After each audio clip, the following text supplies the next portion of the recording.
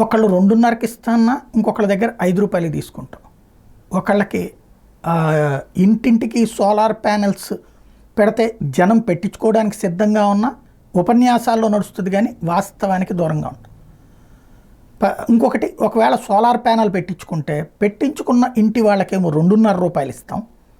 అది కూడా వాళ్ళ కరెంట్లోనే అడ్జస్ట్ చేస్తారు తప్పించి వాళ్ళకు రూపాయి ఏనాడు ఎదిరిచ్చిన పాపాను పోరు.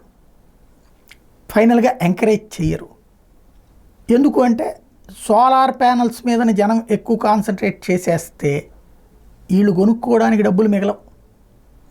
ప్రతి ఇంట్లో ఇప్పుడు నాకు తెలిసి ఇవాళ రాష్ట్ర ప్రభుత్వం కనుక ఓకే చేస్తే తలా 3 లక్షల రూపాయలు లోన్ ఓకే చేసి వాళ్ళకి బ్యాంక్ చేత లేదు ప్రభుత్వమే ఇవ్వచ్చు లోన్, ఏముంది హ్యాపీగా ప్రభుత్వమే లోన్ ఇవ్వచ్చు. తీసుకుని బ్యాంకుల దగ్గర పావలా వడ్డీకి తీసుకుని ప్రభుత్వమే లోన్ ఇవ్వచ్చు. ప్రతి ఇంటికి సోలార్ ప్యానల్స్ పెట్టిచ్చేస్తే ప్రతి ఇంటి దగ్గర నుంచి కరెంట్ ప్రొడక్షన్ జరిగిపోతే 2.5 రూపాయలకే కరెంట్ వస్తుంది కదా. ప్లస్ ఈ బయట కొనుగోలు భారం తగ్గుతుంది కదా. కానీ కరెంట్ కంపెనీలు, ఆ కంపెనీల నుండి వచ్చే బల్క్ అమౌంట్ సాధారణ ప్రజలమైన మనం ఇస్తామా? ఇవ్వం.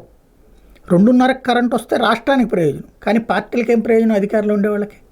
కాబట్టి చెయ్యరు. నెంబర్ 1. నెంబర్ 2, ఉచితాలు. ఆ ఉచితాల కింద ఇచ్చేటటువంటి పవర్కి రాష్ట్ర ప్రభుత్వం డబ్బులు కట్టకుండా మన మీదనే భారాలు వేస్తుంది, లేదా అప్పులు తీసుకోమంటుంది. ఆ అప్పులకి సంబంధించినటువంటి వడ్డీలతో సహా మన మీదనే ట్రూ అప్ ఛార్జీలు ఇస్తుంది. బిల్లుల మీద బిల్లులు బాదుడు మనకి ప్రయోజనం మాత్రం నెరవేర్చరు. ఈవెన్ చివరికి రకరకాలైన భారాలు. డైరెక్టర్లు అవసరం లేని సిబ్బంది, అవసరం ఉన్నటువంటి చోట్లను ఉండదు. వేగంగా పరిష్కరించాల్సిన సమస్యలు అలాగే ఉండిపోతాయి. విచిత్రమైనటువంటి పరిస్థితులు. అంటే వ్యవస్థని గాడిని పెట్టడం పోయాయి. పోను కొత్త సమస్యలు, సంక్షోభాలు సృష్టించుకునేటటువంటి దిశగానే సాగుతున్న, పరిష్కారం లేని పోరాటం చేస్తూ, అర్థం లేని వార్తలతో, ఆవేశపూరితమైనటువంటి స్టేట్మెంట్లతో గడిపేస్తున్న కాలం మంది.